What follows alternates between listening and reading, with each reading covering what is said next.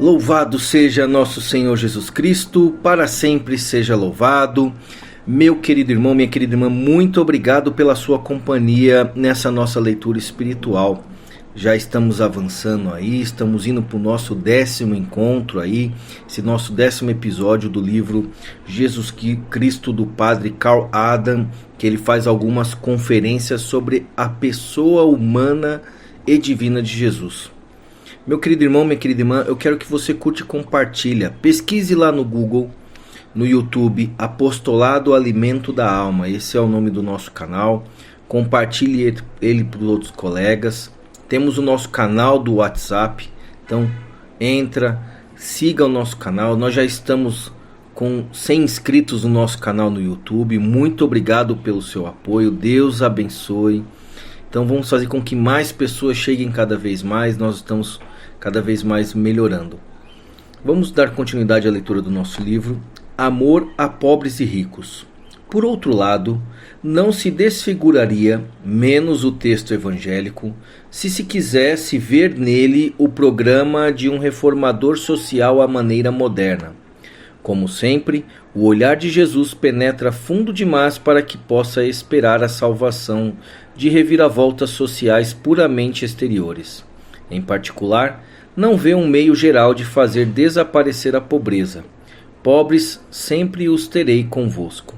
A salvação e a libertação de todo o mal não se acham no presente, mas no futuro. A salvação é escatológica, por isso não se pode ter a pretensão de fazer desaparecer deste mundo toda a pobreza e toda a miséria. Deve-se antes dizer: a indigência neste mundo é eminentemente própria para desembaraçar o coração do homem dos desejos e liames terrenos e abri-lo às riquezas do reino dos céus. É na medida em que excita e torna mais profunda a necessidade que o homem sente de ser salvo. É o verdadeiro meio, o caminho direto que leva ao reino dos céus. Jesus ama os pobres não precisamente por serem pobres, mas porque, mais do que os ricos, tem fome e sede de justiça, mesmo que sejam publicanos e prostitutas. Parecem-se todos com esse filho a quem o pai diz: filho, vai trabalhar na minha via, e quem responde: não vou, mas depois, cheio de remorsos, vai. As riquezas, ao contrário, trazem o risco de saciar o coração do homem ao ponto de lhe tirar todo o gosto pelos bens celestes. Filhinhos, como é difícil entrar no reino dos céus os que põem a sua confiança no ouro. É mais fácil um camelo passar pelo fundo de uma agulha do que um rico entrar no reino de Deus. O que Jesus tem em vista aqui são as riquezas em si e o efeito que elas produzem por si mesmas no coração humano. O que manifestamente Jesus quer dizer é que, em si, a pobreza torna o homem incomparavelmente mais capaz de receber a boa nova da salvação. Este juízo é válido para todos os tempos e para todos os países, mas não é menos verdade que sempre e em toda parte haverá pobres e ricos que não merecerão essa apreciação. Jesus sabe-o muito bem. Pode-se dizer que não pretende de maneira nenhuma julgar por esse critério os pobres e ricos, tomados individualmente. Seu amor aos homens não admite nenhuma exceção e nada apresenta de uma luta de classes. Abraça também os ricos. Conhecemos a sua relação com Simão, o fariseu, Conhecemos as suas relações com Simão, o fariseu, e com Nicodemos, o doutor da lei, um dos principais entre os judeus. O rico José de Arimateia é expressamente citado entre os seus discípulos. Nas suas viagens era acompanhado por Joana, mulher de Cusa, intendente de Herodes, e por Susana e por um bom número de outras mulheres que o ajudavam com os seus recursos. Tanto podemos verificar, também os apóstolos não pertenciam às camadas sociais inferiores. Como ele, parecem ser da classe média. Não é, pois, necessariamente aquele que possui o rico quem terá dificuldade em entrar no reino dos céus, mas a riqueza dificultará a entrada. Na maioria dos fariseus e saduceus, representantes da classe rica que dirigia o país, Jesus via materializarem-se de forma apavorante as funestas consequências do amor às riquezas, o que os impedia de segui-lo e os mantinha longe do reino dos céus. Eram o seu duro egoísmo e o seu orgulho. Punham o serviço do seu egoísmo nacional e do seu fanatismo o que de mais precioso fora concedido ao povo de Israel: pertencer ao povo eleito, a descendência de Abraão. Por isso, tinham acrescentado tantas complicações e práticas externas à religião que esta ficava ao alcance unicamente dos ricos. Assim, os pobres e os pequenos, não tendo nem tempo nem recursos para cumprir a lei, eram desprezados e considerados simplesmente como pecadores públicos. Nascida da riqueza e continuando a alimentar-se dela, a mentalidade religiosa dos fariseus comum só podia ser aquela que Jesus nos descreve tão expressivamente na parábola do fariseu e do publicano, cheia de complacência consigo mesmo e com as suas próprias obras e de desdenhosa altivez para com o pobre publicano que permanecia a um canto no templo. No fariseu, nenhuma fome e nenhuma sede de justiça, nenhum desejo de libertação, pois está satisfeito e contente consigo próprio. Por isso Jesus, combatendo os fariseus, ataca ao mesmo tempo a riqueza. Ninguém pode servir a dois senhores. Não podeis servir a Deus e às riquezas. Daí esse aparente espírito proletário de algumas das suas parábolas. Não se deve ver nisso uma peculiaridade de São Lucas, nem uma consideração inspirada por um ideal econômico e social.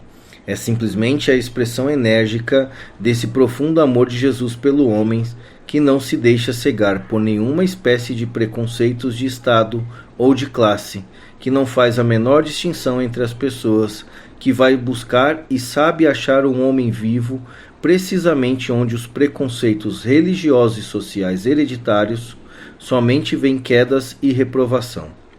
Todas as vezes que se trata do amor de Jesus, não se pode deixar de pensar no filho pródigo.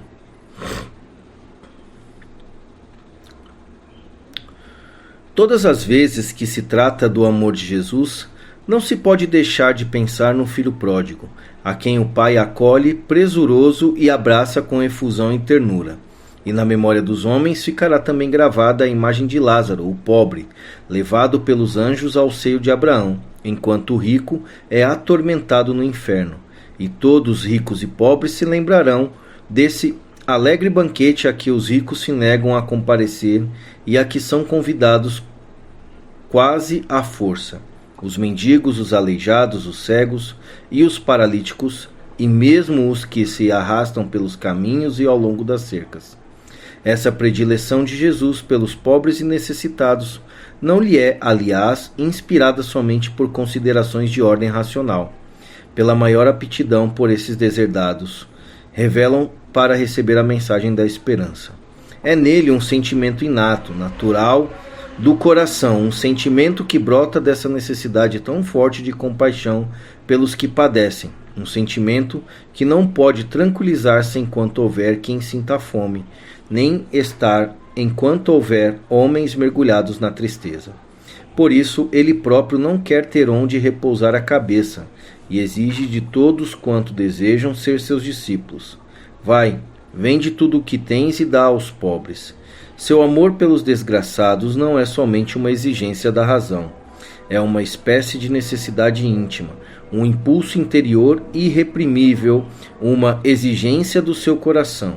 Jesus realiza em plenitude: os sede misericordiosos como vosso Pai é misericordioso. Do ponto de vista psicológico, esse amor de Jesus coloca-nos de novo em face de um heroísmo como nunca se viu igual na face da terra. Não se trata, porém, de um heroísmo vertical, mas horizontal e amplo, que se abre para o homem vivo a fim de testemunhar a mais terna dedicação à sua alma e a tudo que interessa à sua vida humana. Como Jesus nos aparece distante do fanático, do profeta exaltado ou do místico que paira acima do que é terreno, o seu coração pertence aos homens, a cada homem tal como é, e com os seus sofrimentos e as suas alegrias. Jesus, com efeito, abre-se também às alegrias do homem. Ele não é como João Batista, o homem do deserto, vestido de pele de camelo, alimentando-se de gafanhotos e mel silvestre. Vive entre os homens e usa uma túnica inconsútil, bastante valiosa, uma veste ornada com as suas franjas que a lei preceituava. Frequentava o templo, vai à casa dos ricos, participa até das suas festas e alegrias, com tanta liberdade que seus adversários o censuraram como glutão e bebedor de vinho. Não hesita em fazer o seu primeiro milagre num alegre banquete de núpcias.